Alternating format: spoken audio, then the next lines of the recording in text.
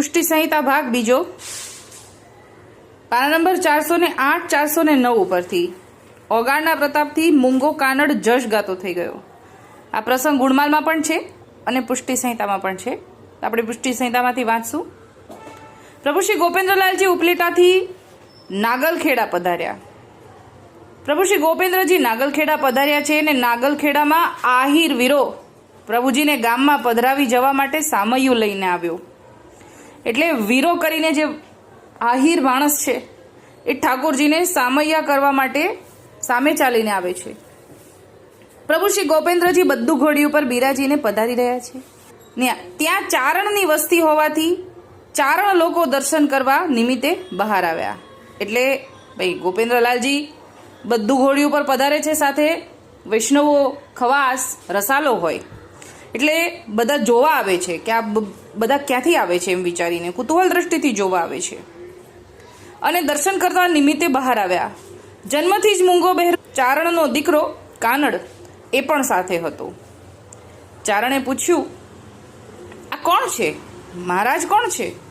ત્યારે વૈષ્ણવો એ કહ્યું કે ગોકુળના ગુસાઈ અમારા પ્રભુ છે. ચારણ લોકો કહે છે, ભલે ભલે રાજ રૂડું, પ્રભુ હોય તો દર્શન કરીને નિહાલ થઈ જશું. એમ કહી ચારણ કાનડને તેડીને દર્શન કરવા માટે ઊભો રહ્યો. એટલે કે કાનડ એવડા છે નાના તે તેડી શકાય, એટલે કે તેડેલા છે કાનડ અને દર્શન કરવા ઊભા રહી છે. શ્રી ગોપેન્દ્રજીની સવારી નજીક આવતા મૂંગો કાનડ ઊં કરતા લાંબો હાથ કરીને દર્શન કરવા લાગ્યો. શ્રી ગોપેન્દ્રજી પોતાના જીવને ઓળખી ગયા. નજીક પધારીને પોતાના મુખમાંથી ઓગાર આપ્યો.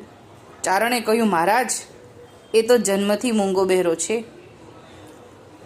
પ્રભુજીનો ઓગાર કાનડના મુખમાં મૂકતા જ કાનડની વાણી ખુલી ગઈ અને તે તુરત જ કીર્તન બોલ્યો.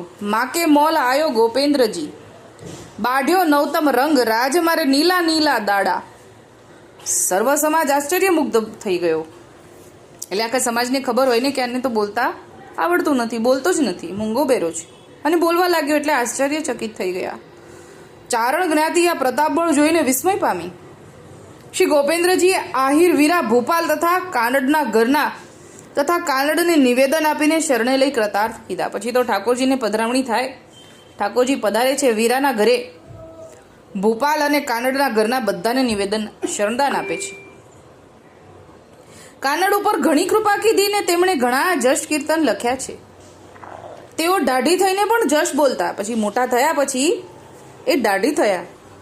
મહેદ કૃપા શ્રીજીએ કાનડ ઉપર કીધી તેનું વર્ણન શું કહીએ. પછી તો ત્યાંથી ઠાકોરજી ઢાંક પધારે છે. તો અત્યારે આટલું જ. કાનડને દંડવત પ્રણામ પહોંચે. ઘણા બધા પદ કાનડના આપણે આવે છે, એ કાનડને આપણા દંડવત પ્રણામ પહોંચે. અત્યારે આટલું જ બોલીને મારી નાની વાતને વિરામ આપું છું. બોલો શ્રી ગોપાલ લાલ કી.